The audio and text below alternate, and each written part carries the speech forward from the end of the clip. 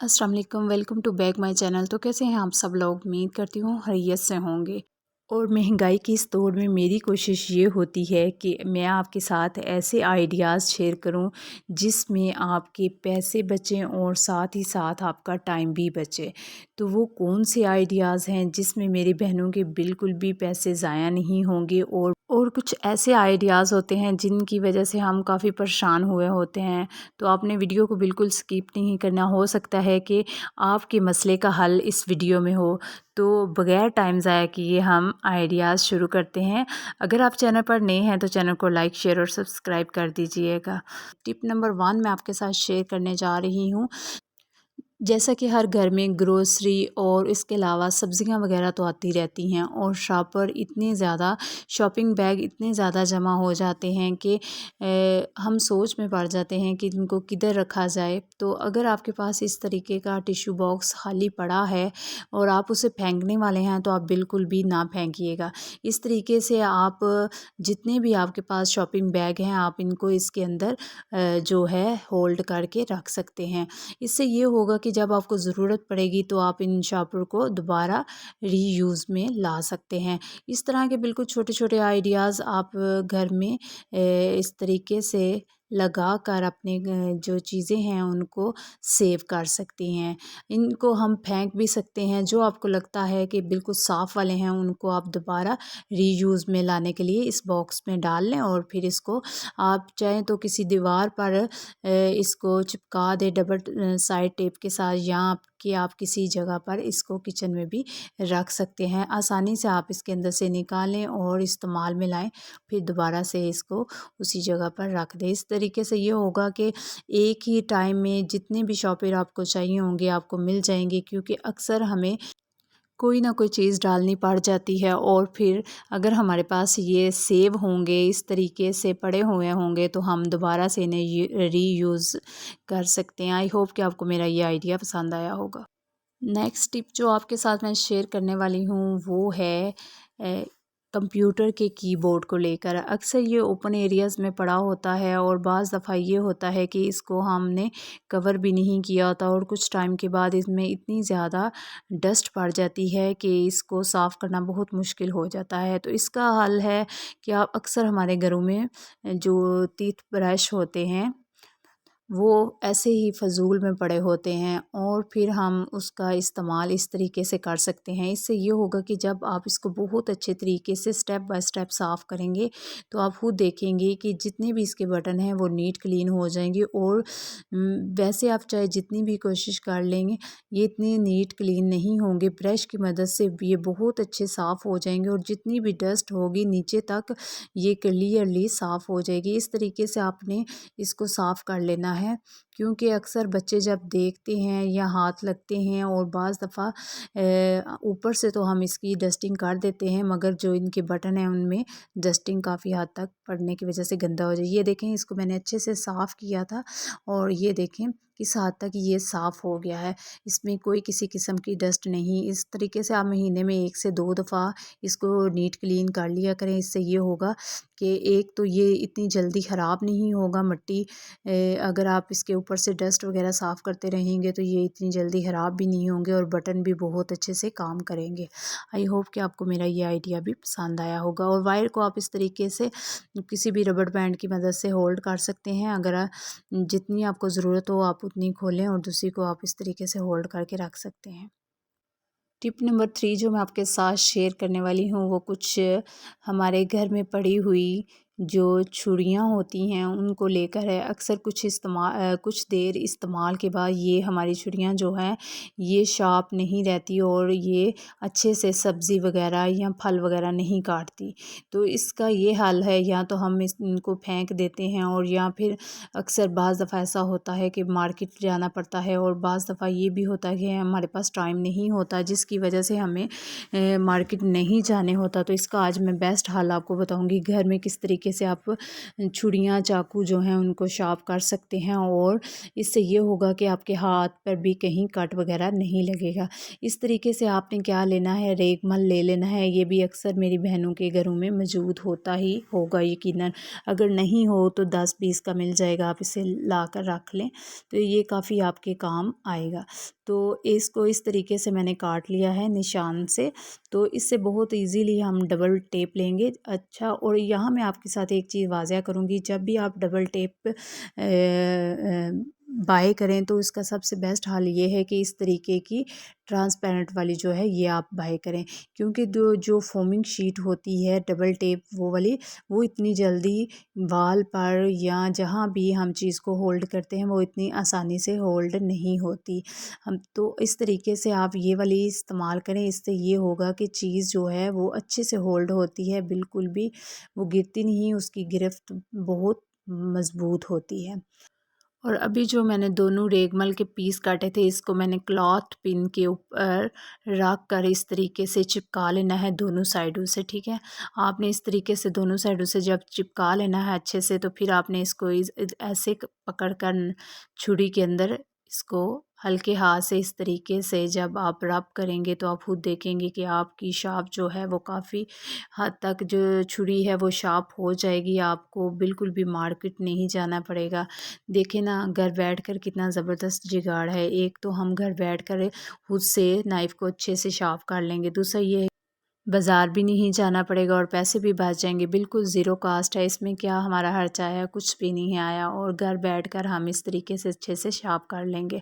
तो दोस्तों, इस तरीके से आप छोटे छोटे काम जो हैं वो खुद से घर कर लिया करें, तो उससे ये होगा कि आपके पैसे भी बच जाएंगे और आपका टाइम भी बच जाएगा।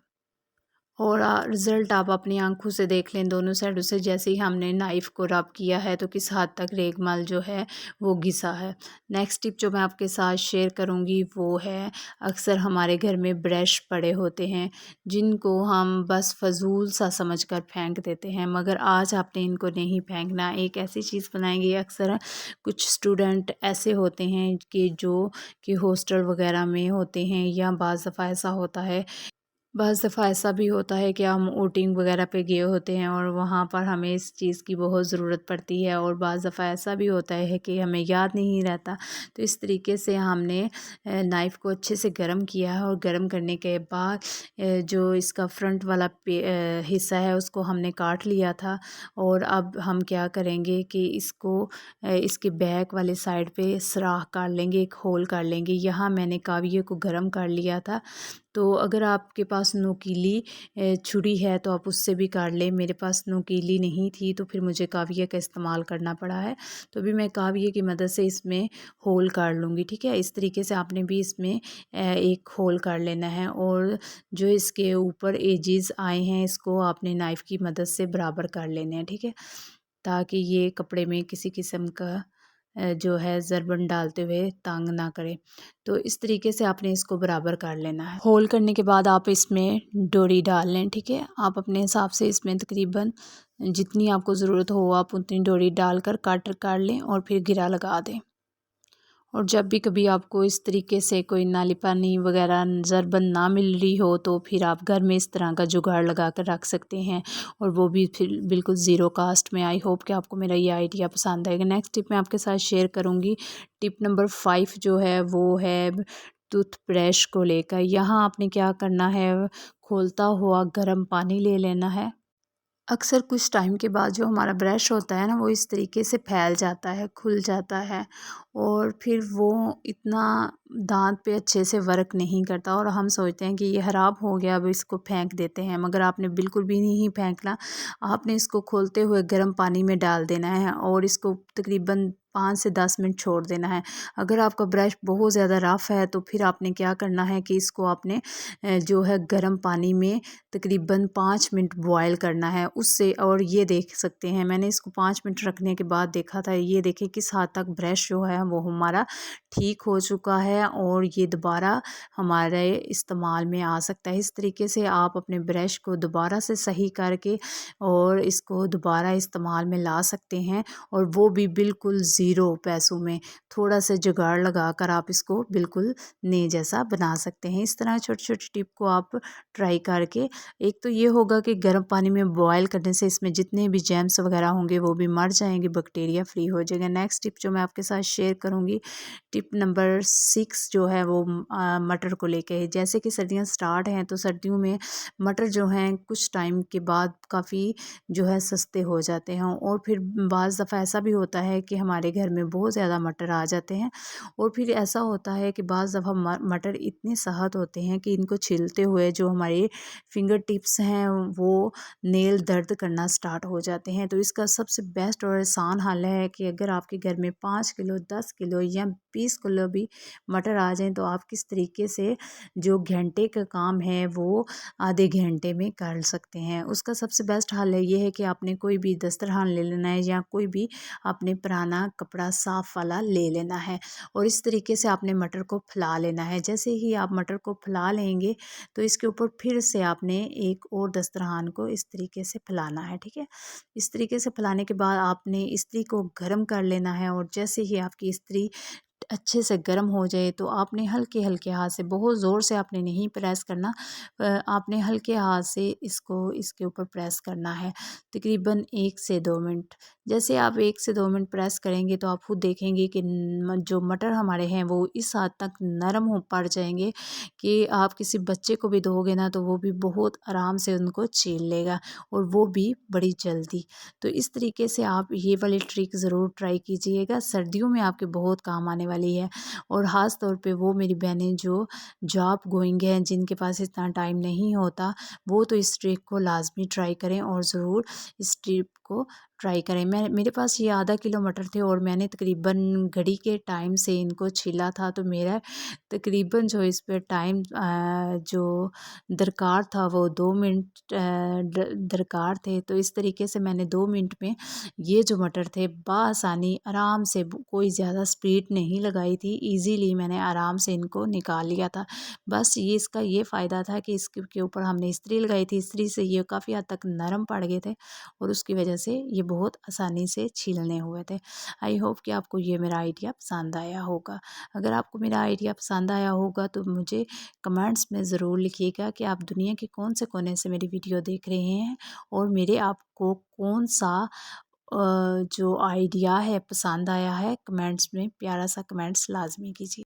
और नेक्स्ट टिप नंबर 6 मैं आपके साथ शेयर करूंगी इस तरीके के ग्लासेस को लेकर। अक्सर हमारे घर में बच्चों या बुज़ुर्गों को ग्लासेस लगे होते हैं और कुछ टाइमिंग के बाद जो है वो वेस्ट हो जाते हैं, और हम उनको, आपने बिल्कुल भी उनको नहीं फेंकना। ये आज आपके बच्चों के काम आएंगे।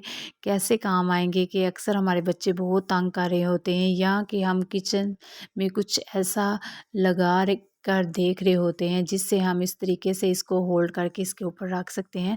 तो इससे मोबाइल बिल्कुल भी नहीं गिरेगा, बहुत अच्छे से होल्ड हो जाएगा। और एक तो ये है कि बच्चे हाथ में नहीं पकड़ेंगे, दूसरा ये है कि बच्चों को आप इस तरीके से लगा के किसी टेबल वगैरह पे रख के दें और उन्हें बोलें कि आप इजीली इनको देख सकते हैं।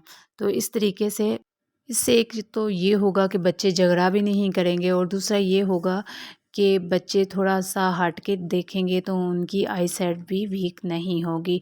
आई होप कि आपको मेरे इस तरह के छोटे-छोटे आइडिया पसंद आए होंगे। तो दुआओं में मुझे याद रखिएगा। इंशाल्लाह मिलेंगे नेक्स्ट नई वीडियो में। अल्लाह हाफ़िज़।